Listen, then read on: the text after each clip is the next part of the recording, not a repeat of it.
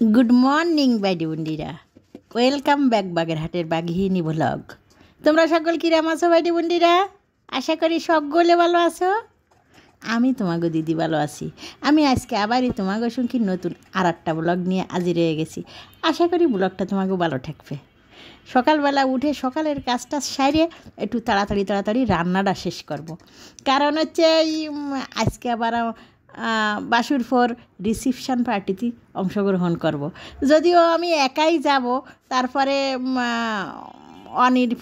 অনিন্দর পরীক্ষা, ছোটো সলটার পরীক্ষা জন্য ও যাবে না। ওর বাবা জাতীয় পারে না জাতীয় পারে, সম্ভাবনা খুব কম। ওই জন্যই আমি রান্নাবান্না সব কিছু করে থুয়ে তারপরে যাব। কারণ বাসার যে সদস্যরা আছে তারা তো আর যাবে না রিসিপশন পার্টিতে, তাকেও তো খাওয়া দাওয়া করা লাগবে। ওই জন্যই রান্নাবান্না সারিয়ে রেখে তারই পরে সন্ধ্যে বিকেল করে যাব আর কি। তাই মাংসগুলো আনিয়েছে, মাংসগুলো ঠিকঠাক করে আগে ফ্রিজে উঠে হয়ে রাখতেছি। মাংস আর আজকে রান্না করব না, আজকে রান্না করব শুধু ইলিশ মাছটা। সেই জন্যই মাংসগুলো আগে ঠিকঠাক করে রেখে নিই। এই মাংসগুলো তো প্রত্যেক দিন মানে আর কি মাঝে মাঝে যেদিনকে ফোন করে কষাই যে ভালো আছে নিয়ে যান, সেদিন আনে। রোজ তো আর আনে না, রোজ বাজার করা সম্ভব হয় না তার। ওই জন্যই যেদিনকে আনে সেদিনকে ঠিকঠাক করে রেখে দিই ফ্রিজে, তারপরে আর কি বের করে রান্না করা হয়। এখন ইলিশ মাছটা আমি কিছুটা ইলিশ মাছ ভাজা করে রাখবো। ছোটো ছলটা এবং ঘরের সদস্য যে কয়জন আছে সবাই ওই ইলিশ মাছ ভাজাটা খুব পছন্দ করে। মানে আর কি ওই ইলিশ মাছ ভাজাটা যতটা পছন্দ করে, রান্না যে পদই ইলিশ মাছের যেভাবেই রান্না করি না কেন, সর্ষে করি বা ওই ভুনা করি বা কোনো তরকারি দিয়ে করি, অতটা পছন্দ করে না ভাজার মতন। ওই জন্যই সবসময় কিছুটা মাছ ওকে ভাজা করে দেওয়াই লাগে। সর্ষের তেল দিয়ে মাছটা ভাজা করে নেব। এই ইলিশ মাছ ভাজাটা সবসময় ভাজা হোক আর রান্না হোক, ইলিশ মাছের যে কোনো রান্নায় যদি সর্ষের তেল দিয়ে করা হয় টেস্ট কিন্তু বহুগুণ বেড়ে যায়। সয়াবিন তেল দিয়ে রান্না করার টেস্ট আর সরিষার তেল দিয়ে রান্না করার টেস্ট একটু আলাদা হবেই হবে। তোমরা যারা বাইডি বন্ডিরা এই সরিষার তেল দিয়ে খাও তারা তো জানো, আর যারা সরিষার তেল দিয়ে কোনো সময় করে দেখো নেই তারা কিন্তু এই ডিফারেন্সটা করে দেখে বুঝতে পারো। যদি তোমরা হলো সরিষার তেল দিয়ে রান্না করো সেইটার টেস্ট আর সয়াবিন তেল দিয়ে রান্নার টেস্ট আলাদা হবে। রান্না করে মানে বসবা আর কি রান্নার পরে। মানে ইলিশ মাছের সাথে চিংড়ি মাছের সাথে সর্ষের তেলটা টেস্ট আরও বাড়ায় দেয়। ওই জন্য ইলিশ আর চিংড়িতে সবসময় সর্ষের তেল ব্যবহার করতে হয়। আমি রান্নাবান্না সারে নিয়ে গোছগাছ করে বেরিয়ে পড়েছি। ওই বিকেল করে মানে সন্ধ্যের আগ মুহূর্তে আমি বিকেল করে বেরোয় পড়েছি। যদিও আমার পাশাপাশি বেশি দূর না, মানে কাছাকাছি, তারপরেও আমি বিকেল করে বেরিয়েছি। কারণ সন্ধ্যেকালেই বউ চলে আসবে জানি। আমি চলে আসি কমিউনিটি সেন্টারে, কিন্তু এসে দেখতেছি কি আমি ফার্স্ট মেহমান কমিউনিটি সেন্টারের। আর কেউ এখনও আসে পারিনি। আর কেউ বলতে মানে আর কি বউ আমতায় আসে পারিনি। বউ হলো ওই পার্লারে সাজ দিছে, যদিও পার্লারে যায়নি, পার্লারেতে আর কি আসে বাসায় সাজাচ্ছে। তারপরেও বাসার থেকে এখনও সাজানো শেষ হয়নি, তা দেরি হয়ে গেছে আর কি। একটু সাজাতে সন্ধে হয়ে গেছে, তাও আর কি শেষ হয়নি, একটু আরও দেরি লাগবে শুনতেছি। তা বউ আসতে আমি এই দিক ঘুরে চারিদিকটা কমিউনিটি সেন্টারে পরিদর্শন করতেছি কোন দিক কেমন কমিউনিটি সেন্টারটা। তো এই পাশে এসে দেখতেছি বিরাট বড় হচ্ছে ওয়েটিং রুম, বসার ঘরটা আর কি। সেইটা ঘুরে তোমাকে একটু দেখাতেছি। ভালো সুন্দর বসার ঘরটা, অনেক বড় আছে, অনেক লোকজন মানে এ জায়গায় ইজিলিভাবে একেবারে বসার ঘর। আর ওই পাশের ঘর যেটুক চারিদিকটা দেখতেছি তাতে 400 মানুষ বা 500 মানুষের মতন ধারণ ক্ষমতায় কমিউনিটি সেন্টারে আছে। যদিও আমাকে লোকজন খুব একটা বেশি না, আত্মীয় স্বজন সব কেউ গ্রামের দিকে যত আত্মীয় স্বজন আছে, ঢাকায় বসে ছেলের বিয়ে দিচ্ছে তো আমার মামাতো ভাসুর, ঢাকায় বসে ছেলের বিয়ে দেওয়ার জন্য গ্রামের দিক বেশি আত্মীয় স্বজন তো সব গ্রামের দিকই থাকে। তা একেতে হচ্ছে আষাঢ় মাসের বর্ষাকাল, তারপর হচ্ছে গ্রামের দিক আষাঢ় মাসে বর্ষাকালে কিন্তু নানা রকম সমস্যা থাকে গ্রামের মানুষের। তারপরে ঢাকা পর্যন্ত এসে বিয়েতে অ্যাটেন্ড করে বিয়ে টিয়ে মানে আর কি বিয়ে টিয়ে খাইয়ে দাওয়াত টাওয়াত খাইয়ে যে আবার ফেরত বাড়ি যাবে, সেই রকমের সময় বা ইচ্ছে দূরের মানুষের, বিশেষ করে গ্রামের মানুষের অতটা আর কি মানে ইমার্জেন্সি যারা ঘরের মানুষ তারা আসতে বাধ্য হয়েছে। কিন্তু আত্মীয় স্বজন একটু দূরের যারা তারা আর আসি নেই গ্রামের আর কি বেশিরভাগ মেহমানি বেশিরভাগ অতিথি গ্রামের থেকে ঢাকায় আসি নেই। এ জায়গায় এলো ছবি তোলার জন্য বইছে, মাঝখানে লাল পাঞ্জাবি হচ্ছে আমাকে বাইক নিয়ে, আর দুই পাশে স্বপ্নীল আর সুদীপ্ত, আর এ পাশে আমরাও একটু বসে গল্প টল্প করতেছি। বউ এখনও আইসে পারিনি, সেই কথা করতেছি যে আমরা তো এসে বসে রয়েছি, আমাকে সে বউমা তো এখনও আসি নেই, আমরা শাশুড়িরা বসে রয়েছি। এর মধ্যে কথাবার্তা করতেছি, গল্প গুজব করতেছি, হঠাৎ করে শুনলাম যে বউ এসে পড়িছে। তা ভাবলাম যে বউ এসে পড়িছে, ক্যামেরাম্যান একেবারে দাঁড়ায় গেছে শটাং হয়ে ভিডিও করার জন্য, ছবি তোলার জন্য। আমি একটু যাই দেই, বউ ঢুকতেছে, একটু ভিডিও করে নিয়ে আসি, বাইডি বন্ডিকে দেখাবো বলে।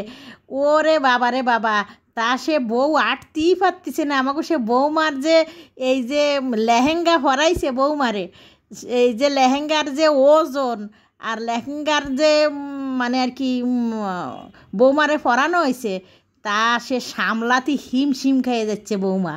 এখন আমাকে ছেলেতে ভাবতেছে কি বৌমার হাত ধরবে না লেহেঙ্গা ধরবে, কোন জায়গাটা ধরলি যে বৌমার আর কি একটু প্রশান্তি হবে, মানে সে ইজিভাবে আটতে পারবে, ছেলেতে বুঝে পাচ্ছে না।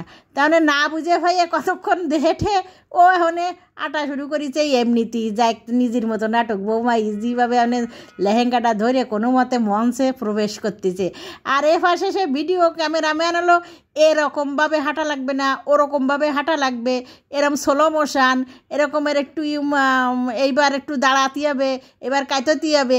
এ তো তারা মোটে একদম করতেই থাকে, তা আগে মোটে কোনোটাই জুতোয় না।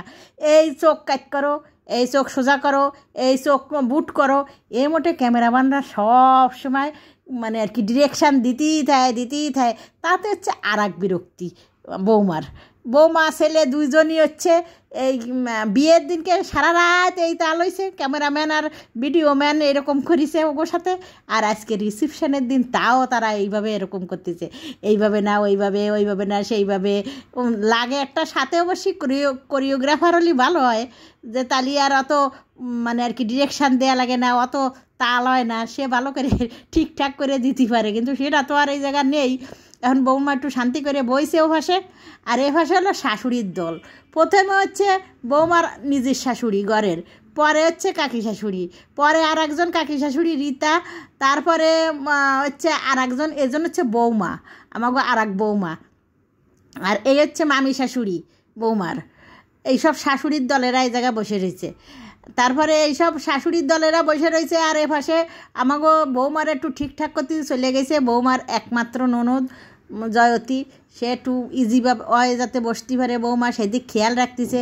এ পাশে আমি ঘুরতে ওইদিকে একটু এগোয়ে যাচ্তেছি, ভাবতেছি যে ওদিকে একটু পাশে কারা আছে তোমাকে দেখাই, সামনের দিকে এগোয়ে যায়। ছেলেতে আবার এসে সবার সাথে কুশল বিনিময় করতেছে, কেডা কোন জায়গায় আইছে না আইছে সবার সাথে একটু দেখা টাকা করে, তারপরে তাগোর সাথে একটু কুশল বিনিময় করে মানে আর কি সাক্ষাৎ করে তারপরে বৌমার পাশে এসে বইছে ছেলেতে।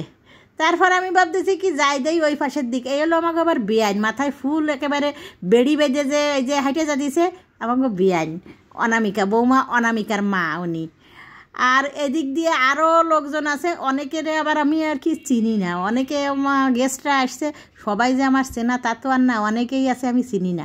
এবার আমি একটু ওই সাইডের দিক যাই, যে সাইডের দিক আর কি ভাবতেছি যে ওই খাবার দাবার সাইডের দিক যাই, যে ওদিকের কী অবস্থা তোমাকে দেখাই। আস্তে আস্তে গেস্টরা সব চলে আসছে, তো এবার খাবার দাবার সাইডের দিক যাই দেখতেছি যে এগোয়ে যাই দেখতেছি যে লোকজন এদিকেও এ পাশেও চলে আসছে, অনেকে আছে খাওয়া দাওয়া শুরু করে দিছে, খাওয়া দাওয়া শুরু করে চলে যাবে। রাত বেড়ে যাচ্ছে, রাত এখন অলরেডি 9টা বাজে গেছে, 9:30 বাজে গেছে।